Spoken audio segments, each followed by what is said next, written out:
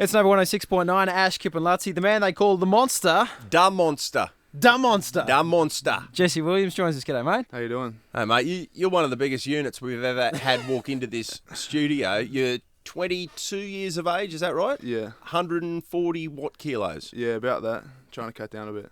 Oh, really? You're trying to cut down just a bit? Yeah, a little bit, not too much.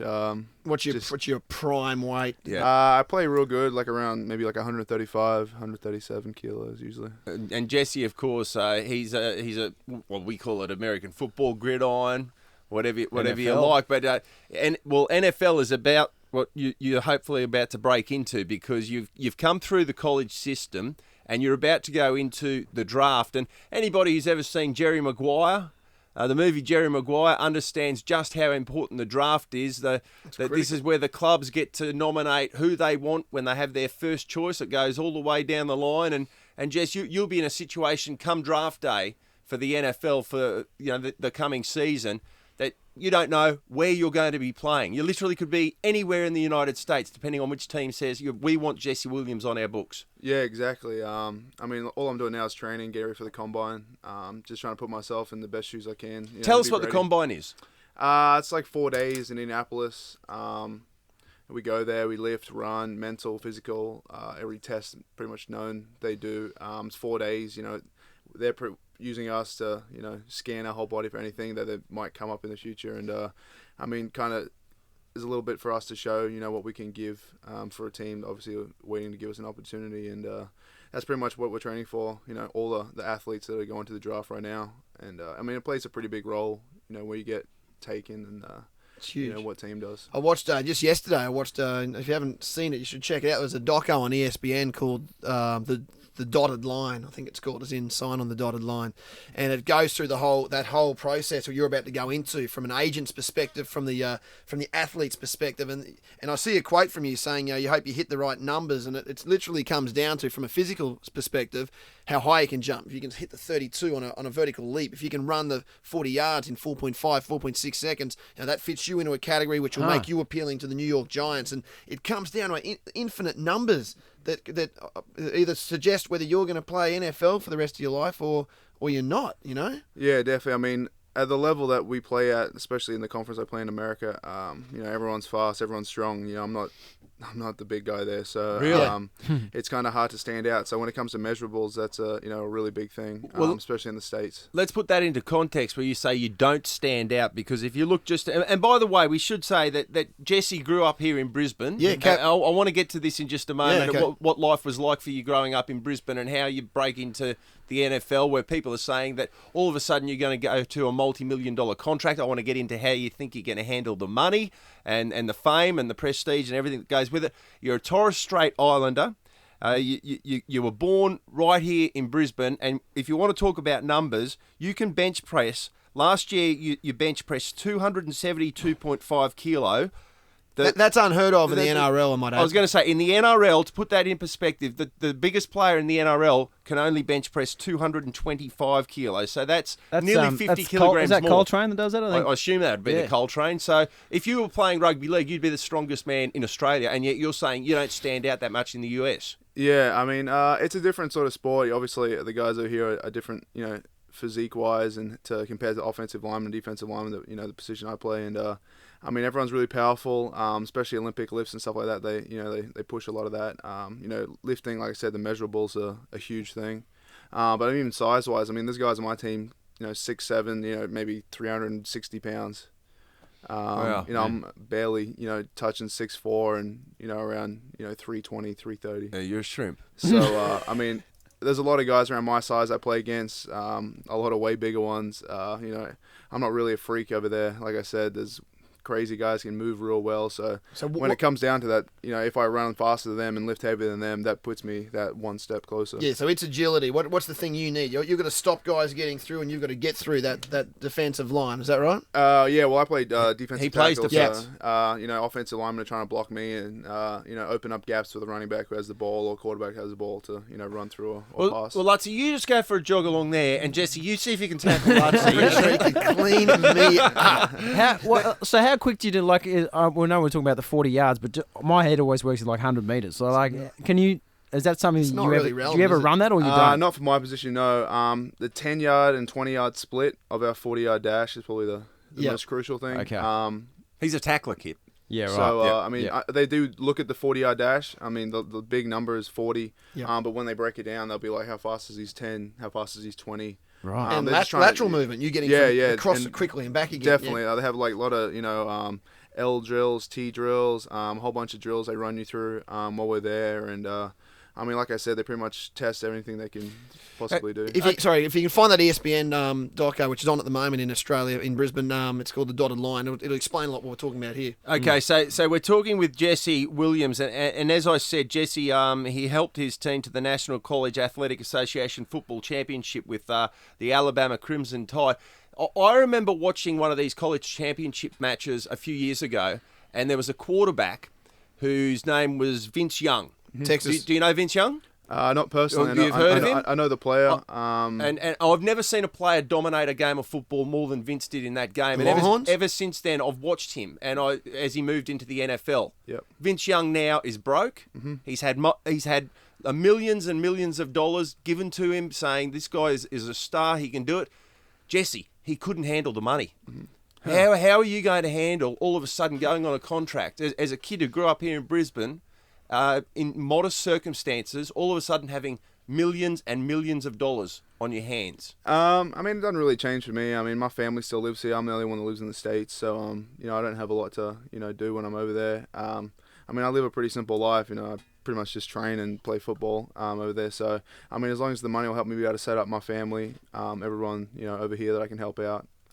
That's pretty much all I need, obviously, somewhere to live and stuff as well. I guess what I'm saying is that it's a story you see so often in sport where people all of a sudden from humble backgrounds come into a huge heap of money and then all of a sudden they get to the age of 40 and they're broke. Yeah. Let's not see that happen to you, mate. Let's hope see not. you make yourself set up for the rest of your life. Have you seriously got something financial? Yeah, definitely. I mean, obviously, financial advisors and, being at Alabama, the school I was at, they do a really good job of, running that down into you about the money and, sorting it all out. And obviously, I graduated last December, obviously from the University of Alabama as well. So having my degree helps me with the stuff after football, be able to organise my life. What's your degree in? Human environmental science. So what does that mean you'll do after? I can do a lot of things with that. Means he can smash you on a football field. While saving the world, all right? He's smarter than you are. Hopefully, I won't need to use that at all. Yeah. Hopefully I'll be able to use football to, fast track me to. Good to have it stuff there, I'm though. doing. Yeah, it's cool. definitely, like I said, a fallback.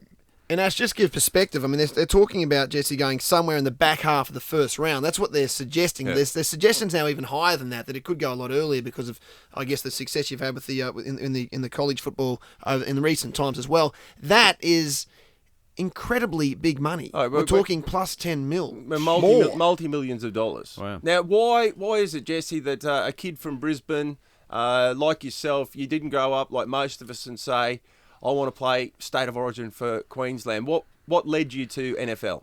I mean, I played basketball. My family played basketball my whole life. So, I mean, I kind of stuck with American sports. I never really picked up football until I started playing it. But, I mean, Really? I kind of never really wanted to do sort of the mainstream thing. I mean, I went to Cavendish Road State High School here in Brisbane. Leagues pretty much pumped through there. So Yeah. I kind of didn't want to follow the footsteps of every single other, male athlete that was going through there. But, I just wanted to try something different. I like traveling. The option to go overseas and do all that and travel America was, idyllic for me. So I kind of just went with it, made the most of the opportunities that, So you got a scholarship fronted. to go there? Yeah, well, I originally went to junior college in Arizona on scholarship there and then got recruited from Alabama to, continue my education and football stuff there. Cool. We forget it's radio and people can't see. We've always obviously painted a picture that you're a big lad. Can I just, you're covered, your both arms, sleeves are covered. Can I read And your neck? Can I read your top forearm? I've just seen one tat there. It starts, he grew into a proud young man, a determined breed. He left his land, put down his spear, hung up his shield, and became a warrior on the football field. That takes up your left forearm, and under that is the Superman symbol. Yeah. What's the And underneath that, you've got looks like the entire script for Lord of the Rings Part 4. You've got like, do you pay more for tats? There's a lot of ink on your arms, and they're big arms. No, I got a bunch of good tattooists that help me out, but yeah, it's a little tougher when you can fit my arms on people's legs and stuff. Yeah. you've even got some tats on your face. What are you going to do if you win a Super Bowl ring one day? You're going to have no skin left. Yeah, hopefully. I mean, I need to slow down a little bit, but Yeah. What are those rings around your neck? they're both my championship rings from last year. Holy mackerel! Have a cool. look at those things. Yeah, look at the size Big of rocks. those things. Do they fit on your fingers? Yeah. I try not to wear them. Obviously, they kind of take the sight away from everyone I'm wearing them, but I usually just wear them around my neck. It makes it a lot easier. What have you got? What are the tats on your fingers there? It just says "Living Now, Not Later."